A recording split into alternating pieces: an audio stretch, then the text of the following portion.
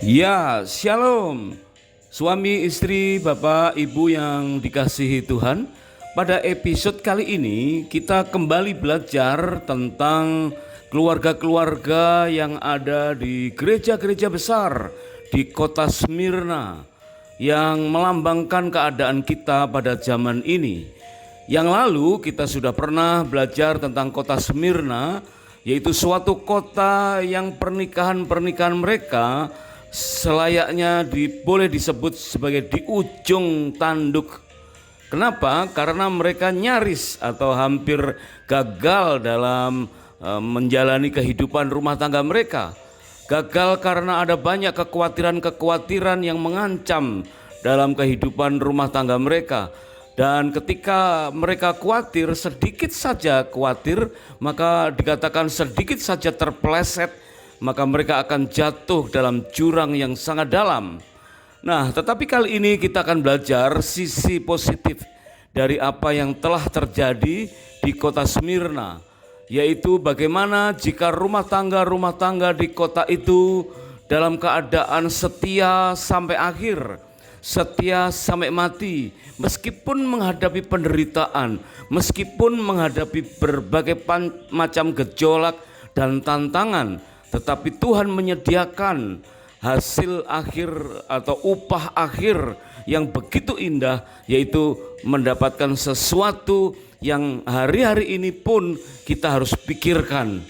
Apa yang akan disediakan oleh keluarga-keluarga di Smyrna oleh Tuhan, ya, sehingga kita bisa meneladaninya. Nah, sudahkah kita berencana mengadakan perjalanan bulan madu kedua atau honeymoon berikutnya? Saat-saat semacam itulah saat yang tepat untuk kita belajar dari kesalahan. Tentu saling rela, rendah hati, dan banyak berbincang berduaan saja bersama dengan pasangan, supaya kita bisa mengantisipasi berbagai macam gejolak yang menjadikan kita jatuh dan tidak setia. Apabila ada bapak ibu, suami istri yang mempunyai kesaksian, ya, atau pertanyaan, atau mau sharing tentang kesetiaan dalam mengarungi rumah tangga, kesetiaan dalam mengiring Tuhan, boleh silakan tulis di kolom komentar. Nanti kami akan membaca dan menanggapinya, dan tentu banyak dari kita semua akan mendapatkan berkat dari tulisan yang bapak ibu semua tinggalkan di dalam kolom komentar. Nah, pada episode kali ini khusus kita akan belajar tentang keluarga-keluarga yang ada di kota Smyrna, terdiri dari gereja-gereja besar yang Tuhan sudah menyediakan. Dikatakan jika setia sampai mati, walaupun menderita, ada upah dari kesetiaan itu. Akan mendapatkan apa? Yuk kita mulai pembahasan kita. Kembali kita lihat di dalam kitab Ulangan pasal yang ke-24 ayat yang kelima, dikatakan jika seorang laki-laki baru saja mengambil istri atau menikah, maka selama 1 tahun jangan dibebankan urusan keluarga maupun diajak berperang, tetapi selama 1 tahun itu harus saling menyenangkan pasangannya. Nah, artinya ada waktu khusus 1 tahun, bukan soal nominal waktu 1 tahunnya untuk zaman ini, tetapi menggambarkan betapa kita harus serius belajar makna tentang kesetiaan. Bagaimana masing-masing pribadi punya unsur-unsur yang selayaknya perlu kita waspadai, bahkan sejak berpacaran, terutama setelah menikah, sehingga selama tahun-tahun pertama itu kita bisa saling menjaga satu dengan yang lain, sehingga kedepannya kita saling tetap setia, bisa menaruh saling kepercayaan, saling setia dengan pasangan maupun setia dalam mengiring Tuhan. Di dalam kitab Wahyu pasal yang kedua, ayat yang ke-8 sampai dengan ayat yang ke-10, Tuhan mengingatkan kepada keluarga-keluarga yang ada di gereja-gereja besar di kota Smyrna. Firman Tuhan berkata, hendaklah engkau setia sampai mati, dan aku akan mengaruniakan kepadamu mahkota kehidupan. Nah, tentu teguran atau nasihat-nasihat tentang hal ini bukan hanya diberikan kepada keluarga-keluarga di kota Smyrna yang saat ini wilayah Smyrna itu ada di lingkungan negara Turki modern, dan di zaman dahulu tertulis dalam kitab Wahyu pasal yang kedua, dan keadaan mereka menggambarkan keadaan kita secara real saat ini, yaitu ada banyak rumah tangga, pernikahan-pernikahan yang tidak setia. Bahkan ada juga banyak pribadi-pribadi atau keluarga-keluarga yang juga tidak setia kepada Tuhan. Jadi kesetiaan terhadap pasangan itu mencerminkan kesetiaan kita kepada Tuhan. Karena pernikahan adalah rencana Tuhan, inisiatif Tuhan, dan jika kita menjaga pernikahan itu artinya kita menjaga iman kita sesuai dengan apa yang menjadi kehendak Tuhan. Dan biarlah masa honeymoon yang kedua ini atau bulan madu yang spesial ini, masing-masing antara suami dan istri dengan hati yang terbuka, ya, memberi kesempatan untuk menguliti kelemahan dalam berumah tangga, kelalaian pola bergereja sebagai keluarga rohani, dan menegur kesalahan di dunia kerja, sehingga bulan madu kedua atau honeymoon yang kedua ini benar-benar menjadi sarana untuk melakukan introspeksi dan rela belajar dari kesalahan. Kita belajar kembali dari antara ketujuh gereja di kitab Wahyu, karena beberapa kali kita akan mendapatkan contoh penyingkapan dan teguran sehingga siap belajar dari setiap kesalahan yang pernah ada. Dan Tuhan secara khusus mengingatkan, hai Smyrna, inilah firman dari yang awal dan yang akhir, yang telah mati dan hidup kembali. Hai Smyrna, hendaklah engkau setia sampai mati, dan aku akan mengaruniakan kepadamu mahkota kehidupan. Bapak, ibu, suami, istri yang sedang mengadakan honeymoon yang kedua, alangkah baiknya kita mencamkan, ya, memperhatikan dengan baik bahwa setiap kota di kitab Wahyu itu mendapatkan satu teguran yang hampir mirip sama, yaitu siapa bertelinga hendaklah ia mendengarkan apa yang dikatakan Roh kepada jemaat-jemaat. Nah, keadaan pasangan-pasangan di zaman dahulu itu mirip seperti keadaan sekarang ini, yaitu ada banyak kesulitan dalam membedakan antara kesanggupan memenuhi kebutuhan hidup kita sendiri atau memahami keinginan Tuhan. Banyak di antara pasangan di zaman ini pun yang akhirnya mengejar apa yang salah. Setelah sekian lama ada dalam segala keterbatasan, mungkin yang lalu kita ingat keterbatasan saat menghadapi pandemi. Kemudian pandemi seolah-olah sudah mulai mengendor, tapi ada keterbatasan berikutnya. Ya, ada keterbatasan secara ekonomi, ada resesi ekonomi, bahkan ada resesi global, ya, ada resesi secara politik, secara sosial, ada banyak tantangan di depan. Maka begitu ada kesempatan untuk bekerja, mulai ada kesempatan untuk berkarir, maka banyak dari kita biasanya segera saja berfokus untuk menunjukkan kesanggupan dalam memenuhi kebutuhan keluarga kita. Itu baik, ya, bahwa kita diberi kesempatan oleh Tuhan untuk memenuhi kebutuhan-kebutuhan kita. Tetapi seringkali oleh karena begitu seriusnya memenuhi kesanggupan dalam memenuhi kebutuhan, maka kita cenderung melalaikan untuk memahami keinginan Tuhan. Jadi belum tentu yang kita lakukan dengan giat, dengan serius itu sesuai dengan keinginan Tuhan. Sehingga Tuhan ingin menegur kembali kita melalui kisah dari keluarga di Smyrna ini, yaitu bagaimana kita harus mengkhususkan diri kita melakukan segala hal seturut dengan keinginan Tuhan, sehingga kita bisa memenuhi kebutuhan-kebutuhan kita. Dan jangan sampai kita hanya mengejar keinginan duniawi kita sendiri, sehingga akhirnya banyak dari kita yang gagal dalam hal kesetiaan. Demikianlah yang terjadi bagi gereja di kota Smyrna. Dalam Wahyu pasal yang kedua ayat yang ke-8 sampai 10. mendapat teguran yang keras dan dinilai keseluruhan terlebih adalah tentang apa yang dikejar. Bagi gereja di kota Smyrna, Tuhan tahu kesusahan dan kemiskinan mereka.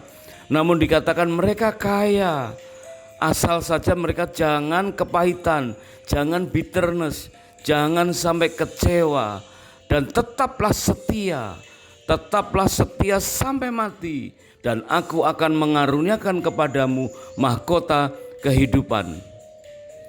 Bapak, Ibu, suami istri yang sedang mengadakan honeymoon yang kedua, kita ingat bahwa keluarga-keluarga di Smyrna dikatakan jangan kamu khawatir ya, meskipun ada masalah, meskipun tidak bisa mengatasi atau apalagi bisa mengatasi masalah itu, hasil akhirnya jangan kamu khawatir. Karena kekhawatiran itu juga bisa menggoyahkan kesetiaan. Padahal Tuhan mengharapkan supaya kita bisa tetap setia sampai akhir, karena ada sesuatu yang Tuhan sudah sediakan. Mungkin kita sulit untuk bekerja sama dengan pasangan, sulit untuk saling topang menopang supaya masing-masing bisa tetap setia, karena ada dampak-dampak dari family tree yang sulit diantisipasi. Rasa kecewa dengan kebiasaan pasangan, kebiasaan lama yang sudah sekian lama dilakukan waktu masih bersama dengan keluarga besar mereka. Dampak family tree ini sulit diantisipasi, terlebih jika tidak cukup interaksi, walaupun punya hal positif dalam anggapannya sendiri. Mungkin masing-masing diri kita menganggap ada banyak hal positif dari rumah tangga kita yang lalu, dari pohon keluarga kita yang lalu ada banyak hal yang baik. Ya, tetapi itu seringkali hanya dalam anggapan kita sendiri. Sebab itu dampak perbedaan family tree ini sulit diantisipasi, sehingga kita sulit untuk topang menopang mencapai kesetiaan. Maka perlu cukup interaksi, walaupun punya hal positif dalam anggapannya sendiri. Dengan interaksi maka kita akan mudah untuk mengantisipasi dampak-dampak negatif dari perbedaan family tree. Karena nilai kemandirian hanya bagaikan keterampilan mengasah pisau atau terampil memakai pisau yang terasah.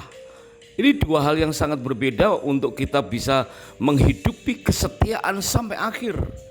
Perhatikan, nilai kemandirian apakah hanya bagaikan keterampilan mengasah pisau? Terampil mengasah pisau, tetapi belum tentu terampil memakai pisau yang terasah. Nah, ini hal yang terakhir inilah yang harus kita perlengkapi dalam diri kita supaya menang sehingga tetap setia sampai akhir. Terampil memakai pisau yang terasah, bukan hanya terampil mengasah pisau, tetapi terampil memakai pisau yang terasah. Mengapa ini penting? Karena Smyrna dikatakan hendaklah engkau setia sampai mati. Berarti terampil menghadapi berbagai macam peperangan secara rohani, menghadapi berbagai macam pergumulan di depan kita. Karena kalau kita setia sampai mati, Tuhan menjanjikan, aku akan mengaruniakan kepadamu mahkota kehidupan. Nah, inilah yang tersedia bagi keluarga di Smyrna, yang tersedia bagi keluarga-keluarga kita hari-hari ini, yaitu tersedia mahkota bagi yang setia sampai mati. Mari kita simak di dalam Efesus pasal yang kedua ayat yang ke-8. Firman Tuhan berkata, sebab karena kasih karunia kamu diselamatkan oleh iman. Itu bukan hasil usahamu, tetapi pemberian Allah. Nah, ini dua hal yang membuat kita sanggup untuk setia, yaitu oleh karena kasih karunia Allah dan tanggapan iman kita.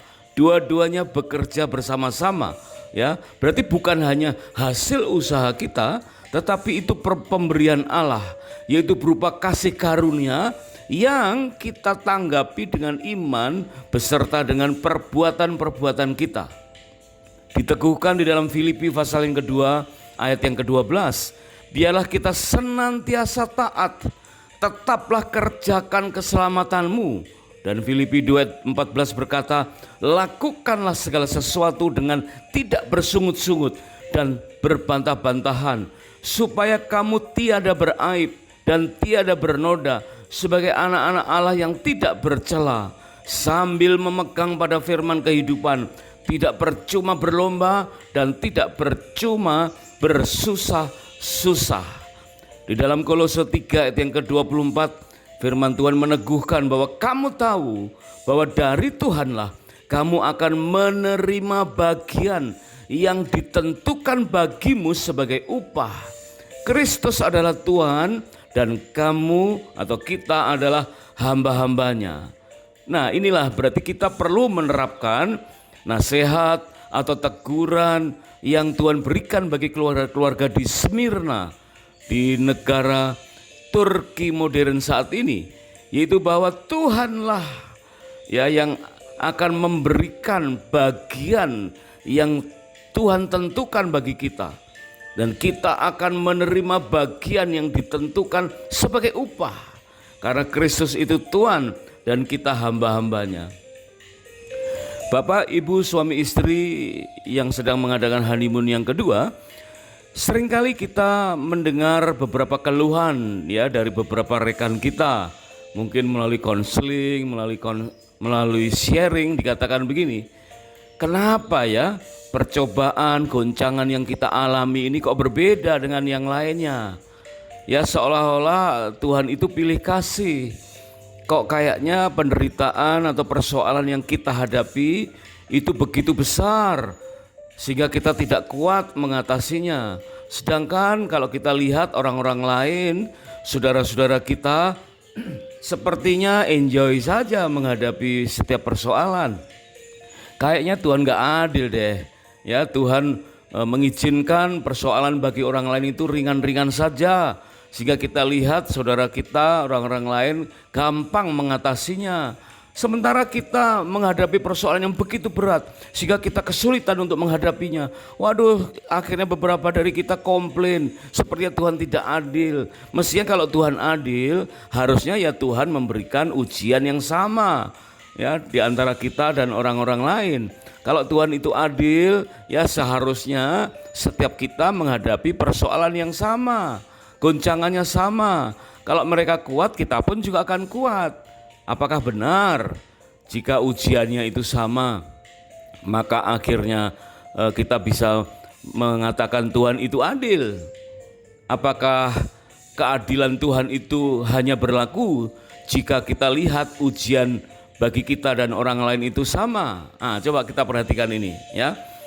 Ada suatu artikel yang mengatakan bahwa for a fair selection, everybody has to take the same exam. Please climb that tree. Jadi ada satu ujian, dikatakan ujiannya sama. Setiap pribadi diuji dengan ujian yang sama dan silahkan memanjat pohon itu. Nah, di dalam artikel itu kita bisa lihat dalam gambar ini, yaitu beberapa hewan, ya beberapa jenis binatang dipanggil bersama dan diajak untuk memanjat pohon. Di situ ada burung, ada monyet, ya ada flyper, penguin, ada gajah, ada ikan dan lain-lain. Ya, itu jenis binatang atau hewan yang berbeda-beda. Tetapi ujiannya sama, yaitu please climb that tree. Silahkan memanjat pohon. Nah, apa yang terjadi kira-kira? Kita bisa bayangkan ya. Burung memanjat pohon tentu mudah, sambil mengepak-ngepakkan sayapnya, ya, memanjat pohon dari bawah sampai ke atas. Begitu juga binatang yang kedua, monyet, dengan tertawa cekikikan, sangat mudah ya untuk memanjat pohon dari bawah sampai ke ranting teratas. Tetapi hewan ketiga yaitu flyper atau penguin, aduh, sepertinya kesulitan sekali ya, karena tidak punya tangan, hanya kaki ya untuk semacam mengendap-endap di tempat salju. Pasti dia tidak begitu lama akan gagal memanjat pohon. Demikian pula gajah, meskipun badannya besar, belalainya panjang, tetapi prinsip untuk Memanjat pohon pasti tidak mudah untuk gajah lakukan. Kemudian ikan, jangankan memanjat pohon, ya, keluar dari akuarium, dari air saja sudah gelagapan, ya. Berarti masing-masing binatang itu spesifik, masing-masing binatang itu khas, berbeda satu dengan yang lain, sehingga ketika diuji dengan ujian yang sama justru tidak adil. Demikian pula Tuhan, ya. Tuhan memandang bahwa masing-masing kita mempunyai kemampuan yang berbeda-beda. Tuhan tanamkan shape yang berbeda-beda kepada setiap kita. Dan kita tahu bahwa ujian yang Tuhan izinkan tidak akan melampaui kekuatan kita. Sebab itu jangan menuntut Tuhan adil dengan cara kita melihat ujian kita dan saudara yang lain itu sama. Justru jika ujian itu tidak sama, maka kita akan melihat betapa adilnya Tuhan. Karena masing-masing kita seperti orang-orang di kota Smyrna, biarlah kita menerima bagian yang ditentukan bagi kita sebagai upah. Karena Kristus adalah Tuhan dan kita adalah hamba-hambanya. Dan upah itu luar biasa, mahkota. Kita mengenal ada mahkota yang paling sangat terkenal, ya, paling mahal di dunia ini, yaitu mahkota milik Putri Katarina Henkel von Donnersmarck dari Denmark. Dan mahkota itu terdiri dari beberapa permata dan berlian seberat 500 karat serta kilauan warna yang sangat terang. Pada saat itu pernah dilelang di rumah lelang Sotheby, ya, seharga 175,9 miliar rupiah. Terdapat 9 berlian mawar dengan ukuran yang besar. Wow, luar biasa, ya. Tidak semua orang mampu memiliki mahkota seharga semahal itu. Jangankan memiliki, melihat aslinya saja belum tentu semua orang berhasil melihatnya. Tetapi Tuhan menjanjikan kepada kita mahkota lebih dari itu. Mahkota yang sangat luar biasa. Nah, mari kita sekarang belajar, ada 5 mahkota yang Tuhan sediakan. Yang pertama adalah mahkota kehidupan. Seperti yang tadi kita telah baca, dijanjikan di dalam Wahyu pasal yang kedua ayat yang ke-10 bagi keluarga-keluarga di Smyrna, yaitu mahkota kehidupan diberikan kepada setiap orang yang setia mengikut Yesus sampai akhir. Nah, berarti ujiannya, tantangannya, terlihatnya adalah setia dengan pasangan, bersama-sama antara suami dan istri untuk mempertahankan pernikahan dan mempertahankan iman kepada Tuhan sampai akhir, sampai mati. Baru dikatakan Tuhan memberikan mahkota kehidupan. Memang ada beberapa dari kita yang mungkin saja ya tidak sempat meninggal dunia karena Tuhan Yesus segera datang, dan waktu Tuhan menjelang datang itu kita di rapture, tidak mengalami kematian tapi diangkat ke awan-awan yang permai, dan disitulah nanti kita akan menerima mahkota kehidupan itu. Kita ambil contoh kehidupan dari Daniel yang dimasukkan ke dalam goa singa. Wow, itu satu segmen kehidupan yang sangat mengkhawatirkan. Mungkin kita pernah menghadapi persoalan semacam itu, ya, dihadapkan kepada tantangan antara hidup dan mati, ya, di depan singa-singa yang kelaparan. Tetapi Daniel mampu menjaga imannya tetap setia sampai akhir, dan ternyata Tuhan tolong, ya, Tuhan memberikan anugerah kekuatan iman yang luar biasa. Biarlah kita semua bisa mencapai hal ini dan mendapatkan mahkota yang pertama, yaitu mahkota kehidupan. Smyrna menggambarkan betapa sulitnya keluarga-keluarga atau tokoh-tokoh di zaman sekarang ini untuk menjaga kesetiaan imannya.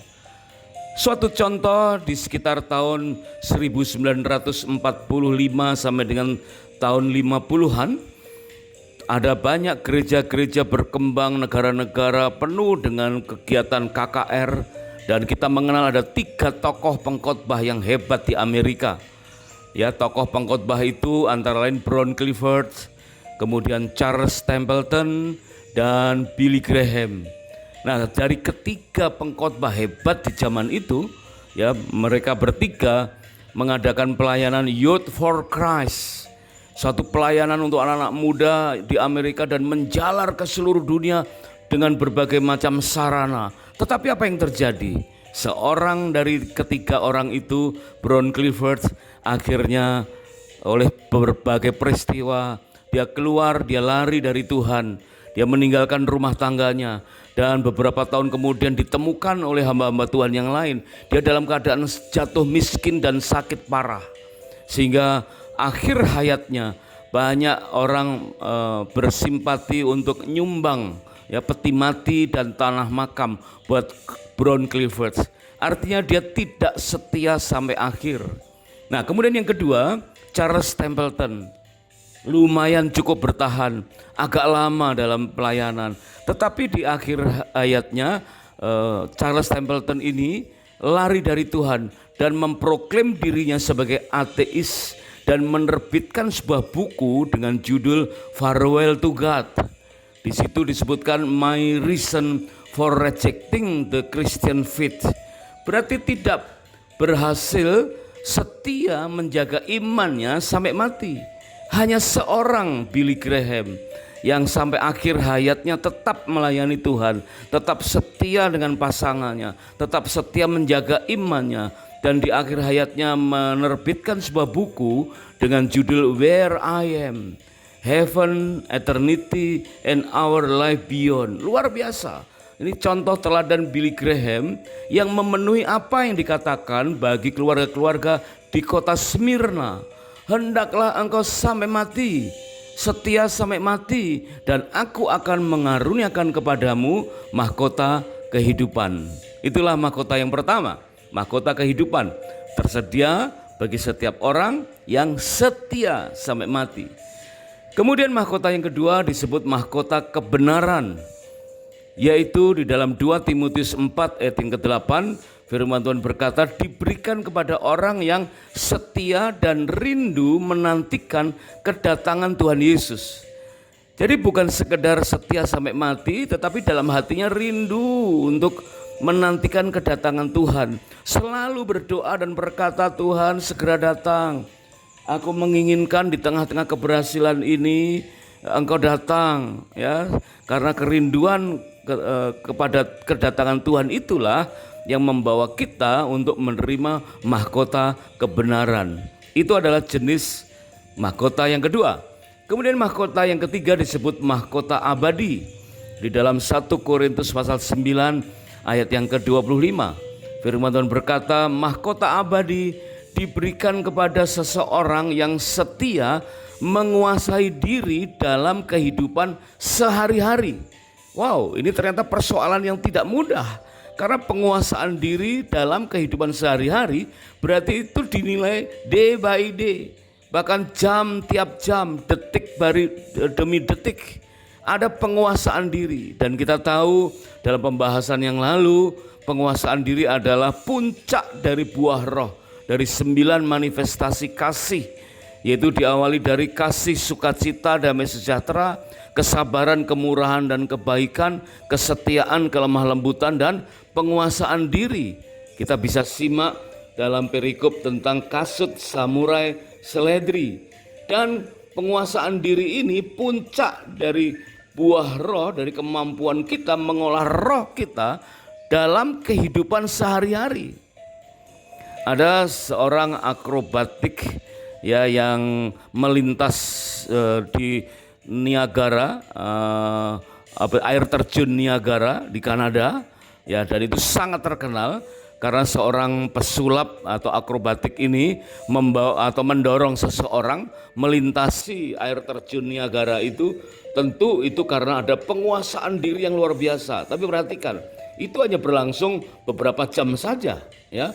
Penguasaan diri yang berlangsung beberapa jam saja membuat dia terkenal di mana-mana sampai dengan saat ini. Tetapi Tuhan ingin kita menguasai diri kita dalam kehidupan sehari-hari. Mengapa itu penting? Karena di dalam 1 Petrus pasal yang ke-5 ayat yang ke-8, Firman Tuhan mengatakan bahwa iblis bagaikan singa yang berjalan berkeliling, ya. Artinya apa? Mencari orang yang dapat ditelannya, melakukan langkah-langkah kecil, langkah-langkah persuasif, membuat hal-hal yang dosa yang tidak boleh itu seolah-olah wajar untuk dilakukan. Sehingga sulit beberapa orang untuk mengembangkan karakter penguasaan diri dalam kehidupan sehari-hari. Karena begitu gawatnya, begitu riskannya singa itu berjalan berkeliling, kemudian melakukan intimidasi dengan mengaum-ngaum. Sebab itu Tuhan Yesus mengajarkan dalam doa Bapa kami dikatakan, lepaskanlah kami daripada yang jahat. Biarlah kita rindu untuk selalu dilepaskan waktu menghadapi kejahatan-kejahatan, persoalan, goncangan, supaya kita tetap setia, ya, setia dan terus menguasai diri dalam kehidupan sehari-hari. Tidak ada sehari pun kita jatuh, tidak ada satu jam pun kita mengalami kejatuhan, tidak satu detik pun singa atau iblis itu berhasil menjatuhkan kita, sehingga kita berhak menerima mahkota abadi. Ya, itu mahkota yang ketiga. Jadi yang pertama mahkota kehidupan, kedua mahkota kebenaran, dan yang ketiga mahkota abadi. Bapak, Ibu, suami istri yang sedang mengadakan honeymoon yang kedua, kita akan meningkat ke mahkota yang keempat, yaitu mahkota sukacita. Mahkota sukacita itu diberikan kepada setiap kita jika kita setia, bersaksi, dan memenangkan jiwa. Dalam Filipi 4 ayat yang ke-1. Wah, luar biasa, ya.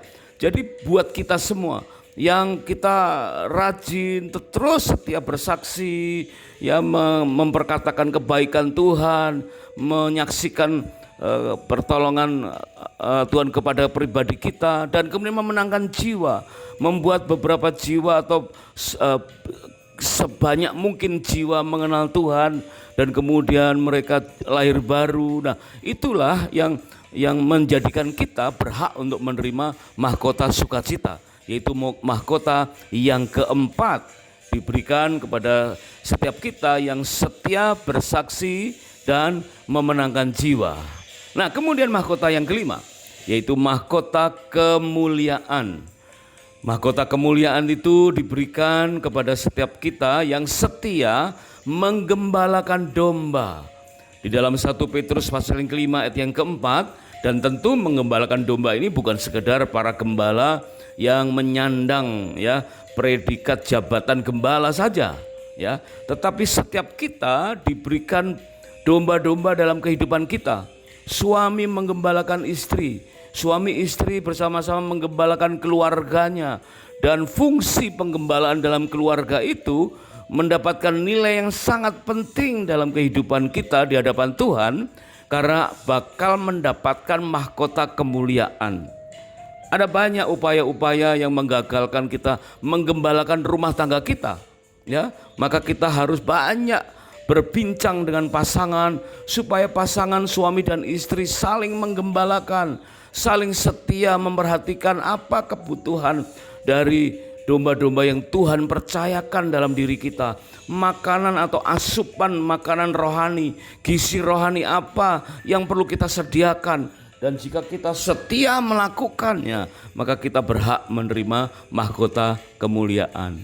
Nah, itulah yang dijanjikan kepada kita, sebagaimana Tuhan janjikan kepada keluarga-keluarga di kota Smyrna, di negara Turki modern, yang tertulis dalam kitab Wahyu. Ada 5 mahkota, yaitu mahkota kehidupan, mahkota kebenaran, mahkota abadi, mahkota sukacita, dan mahkota kemuliaan. Kapan itu akan diberikan? Nah, ada skema tentang dari kekekalan ke kekekalan, yaitu sejak dari zaman kekal sebelum ada bumi, kemudian zaman Israel dalam perjanjian lama, kemudian Israel dalam perjanjian baru ketika Tuhan Yesus datang secara fisik, kemudian zaman perjanjian baru itu kemudian berakhir dengan Tuhan naik ke surga, Dan kemudian zaman sekarang, zaman perjanjian baru di zaman gereja-gereja, kita menantikan pengangkatan atau rapture, dan pada saat nanti Tuhan datang, maka kita diangkat di awan-awan yang bermain. Disitulah ada praise and worship dan ada kursi pengadilan, dan kita bakal menerima mahkota-mahkota itu.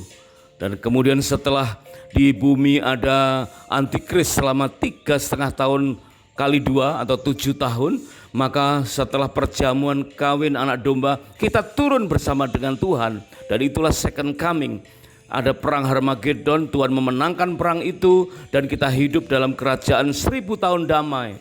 Kemudian perang Gog Magog, yaitu ujian bagi orang yang berkembang beranak pinak dalam 1000 tahun damai itu. Maka ada tahta putih yang mengadili mereka, dan kita masuk dalam kekekalan, kekal selama-lamanya. Dan apa yang terjadi di akhir itu?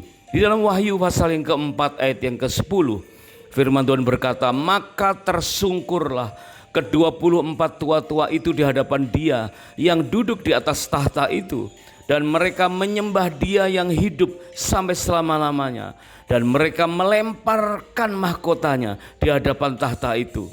Nah, perhatikan ya, teguran untuk keluarga-keluarga di Smyrna itu berlaku bagi kita, keluarga-keluarga di zaman ini, yaitu biarlah kita setia sampai mati supaya kita mendapatkan mahkota. Dan nanti mahkota itu ketika kita berjumpa Tuhan di kekekalan di sorga, maka mahkota itu sebagai alat persembahan kita, ya, dicontohkan oleh ke-24 tua-tua itu mewakili kita. Ya, kita melemparkan mahkota itu di hadapan Tuhan sebagai penghormatan, sebagai persembahan kepada Tuhan. Berarti ada modal untuk melakukan persembahan kepada Tuhan. Ada sesuatu yang dari Tuhan yang kita juga akhirnya berikan kembali kepada Tuhan.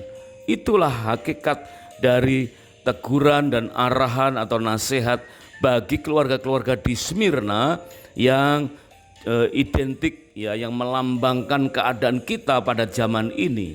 Biarlah kita setia sampai akhir supaya kita mendapatkan upah, yaitu mahkota yang nanti kita akan persembahkan sebagai penghormatan kepada satu pribadi yang layak kita hormati, yaitu Tuhan Yesus yang mulia. Terima kasih sudah menyimak, dan kami sangat bersukacita jika episode ini menjadi berkat bagi kita semua. Dan terima kasih jika berkenan untuk subscribe atau like, dan silahkan di-share ke pasangan-pasangan yang lain. Jika ada komentar, kesaksian, atau pendapat, atau pertanyaan, silahkan tuliskan di kolom komentar sehingga menjadi berkat buat yang lain. Kami akan menanggapi dan akan baca komen Anda supaya kita semua bisa diberkati melalui episode-episode berikutnya. Kiranya Tuhan Yesus memberkati pernikahan dan rumah tangga kita dengan berlimpah-limpah. God bless.